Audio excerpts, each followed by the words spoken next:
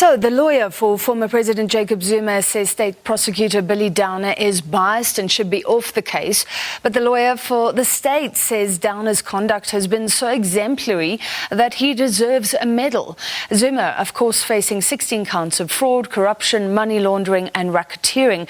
To discuss, we're now joined by legal analyst Mpumelelo Zikalala and Nthabiseng Dubazana from Dubazana Attorneys. Let me start with you, Mr. Zikalala. So, we heard Dali MPOFU earlier, what he said about Billy Downer, talking about him crying, and then obviously a strong comeback from the state's lawyer, TRENGOVE. If you look at them in totality, do you think that there has been evidence presented that is compelling, that shows that Billy Downer could be biased? Definitely, they tried by all means to say, this is what we think the conduct of Advocate Billy Downer has gone beyond of that of a reasonable advocate, of a reasonable prosecutor within the bounds of the NPA Act and the NPA conduct. Of most importance was to say from them, you have ways and procedures of making sure this information is disseminated. Why do you need to go that particular route? You have ways of means of making sure that if you have any issues in the manner in which the matter has been handled and in which you differ with those above, with those in authority, this is how we handle them. We did see the judges raise a few concerns of saying, why are you already raising these matters now? Why didn't you raise them earlier in your affidavit? You can't raise them from the bar. But in terms of making sure that they've been able to state their case in terms to the conduct, I think they've successfully been able to do that. The only issue, though, is this. The definition in terms of Section 106 of the charge to prosecute currently is only limited to that of administrative procedures, if I may bring it to that. It does not extend to the actual conduct, in which the court currently is saying the conduct will only be taken into account when you go into the trial and you give evidence and you draw in instances in which you're going to say a fair trial is not going to be attained by the accused in this case, and especially the rights in terms of Section 35 are going to be protected. What do you think, Mr. Dubazana? A lot of the argument here centering around a time when Billy Downer cried after the prosecution's head at that time decided not to pursue the case against Zuma. We know that, of course, the case has changed since then, and there is now a prosecution underway. How strong were the arguments? It sounds emotional to cry, but the state says he's been vindicated in what he believed at that point by subsequent judgments, and he actually deserves a medal. Well, I concur with my colleague that the way that the arguments from the applicant, which is basically MPOFU and his team, were basically on point in terms of the conduct that was displayed by Billy Downer.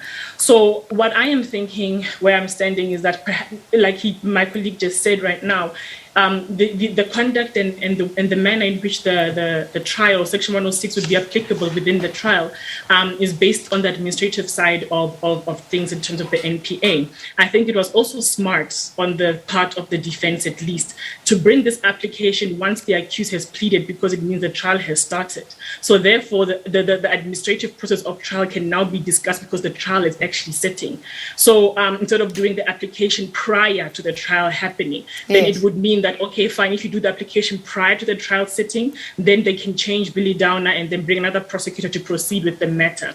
But by doing it once the accused has pleaded, thereby starting the trial, it therefore gives the accused a chance, a fighting chance, that should it be deemed that the administrative process, and maybe perhaps it might set precedent in that the conduct also can be weighed against the administrative process, and then it is admitted that Billy Downer did behave in a manner that is untoward to a member of the NPA, then the case will be dismissed as a result. So therefore, it's not a matter of, okay, fine, the trial hasn't started anyway, so we can still proceed with the matter. So I think that doing that in that manner was a smart move on part of the defense, but we don't know if it will really be beneficial depending on which way the the presiding officer will go. Yes. All right. So I hear you that it was a clever time to bring this argument against Billy Downer.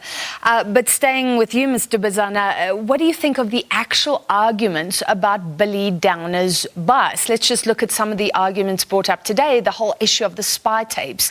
And it seems like the judgment vindicated the stance taken by Downer, which was that the then prosecution's boss, Cher, was wrong to drop the Zuma prosecution in the first place. Even the judge seemed to think that argument was possibly out the window because of subsequent judgments that actually vindicated Billy Downer.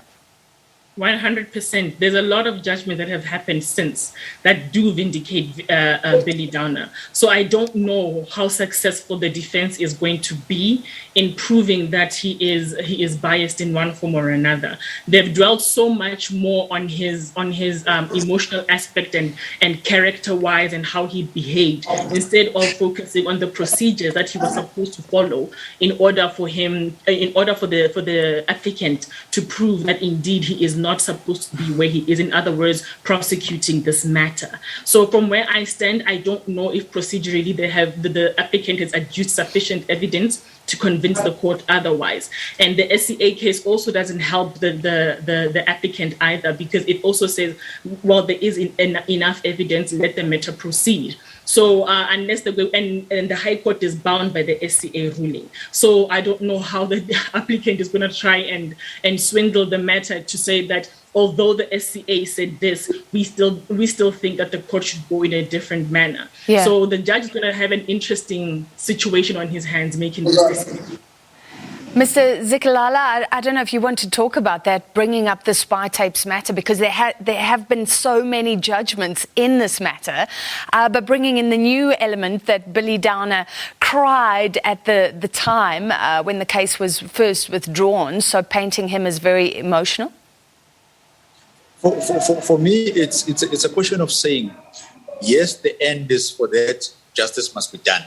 But the procedure in which we have followed is what we must concentrate on. In terms of saying, is it something that should be condoned?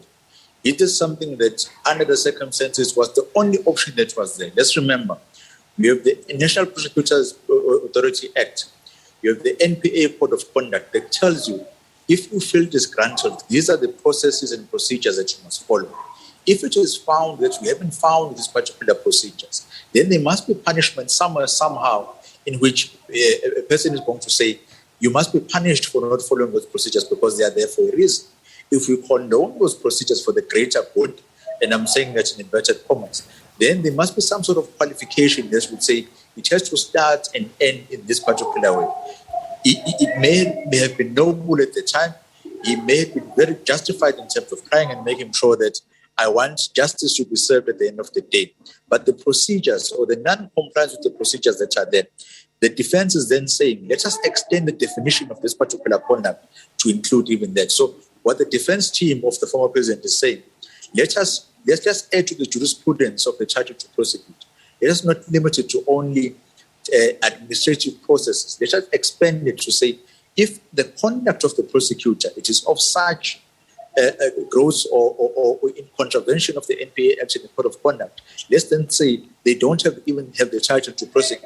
Yeah. Then the second leg to that would be, does that mean that the person must be acquitted, or does it mean that a new prosecutor must come in? From what we heard in court today, the court seems to be swayed towards the point of saying a new prosecutor will then be brought in and be able to prosecute the matter and carry on the matter from where the other one left off. Are you saying they can actually argue it's highly relevant if Billy Downer cried or not, and that should be part of the deliberations? Yes, it is. It is important to understand the factors or the circumstances in which he was in at the time. But what is also equally important is whether he knew of the actual procedure that is there in order to raise this concern. And if he knew as to what is it that he must do, so that he's able to draft an affidavit with another member of the public, another political party, then did he follow those procedures? And if he didn't, does it then prove the stance that has been set by the defense case of saying that you have a vendetta against the former president? It is not that you are doing your job as the prosecutor. It has gone beyond that to such an extent that we were willing to even break the NPA Act and the NPA Code of Conduct to make sure that this particular individual was prosecuted. Mr. Dubazana, very quickly, let's end with you in a different matter. A legal team appointed by the state was given access to Zuma's medical records and has deemed that he is fit to stand trial. But he wasn't there today, so there was some discussion around that. The case continued. Do you expect more wrangling about this matter? Because Arthur Fraser, the National Correctional Services Commissioner, actually gave him this medical leave and may want to argue that he was correct. Do you see more legalese around his medical condition? I don't see any other way. I think we've come to realize and learn that when it comes to such cases, particularly with Nthabiseng Zuma's matters, that litigation just keeps coming on all sides. So I don't expect it to be left lying down. And as the state had tried to argue, even after it was put aside by the presiding officer, that, you know what, we're not dealing with the issue of the presence of the accused here because he's waived his right to be here today. And we're not going to deal with the medical records. We're going to deal it on some other time. The state, in their argument, still tried to raise the fact that their medical practitioners went through his record and he was fit to stand trial. But here's another thing about going just through the medical records. It is not sufficient. I actually had to deal with the case not too long ago, but it was in relation to another subject altogether. But the medical records, the doctor that was assigned to check the documents of my client was not the doctor that was operating on him. So by just reading it wasn't sufficient. It was deemed by the HPCSA that you cannot make a conclusion based on just reading a report without having examined the patient themselves to determine whether the report and what you see and find on the patient coincide with each other. But so this is so interesting what you raised, because Jacob Zuma's legal team said he shouldn't be examined again. That was invasive, unnecessary.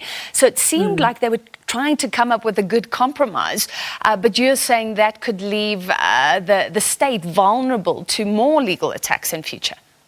100%, it should definitely do that, because like the state argued earlier that they needed consent from Nthabiseng Zuma in order for them to examine him. So without his consent, they can't examine him. So the only thing that was left was to examine the report. But now having to delve into the right of privacy of the accused, which is Nthabiseng Zuma in this situation, you're going to find yourself in hot water as the state. So rather play far from that, because you might find yourself having to deal with the HPCSA, whereby you're now being charged with misconduct, because that is what happened with the other case that I'm mentioning right now. The doctor was charged with misconduct and paid a fine of about 10,000 Rand for just making an assumption based on a medical report that this person is fit to stand trial, yet they did not examine them themselves. Well, that is a very interesting precedent you raise, and we'll follow this case, of course. Thank you very much, legal analyst Mpumelelo Zikalala and Nthabiseng Dubazana from Dubazana Attorneys.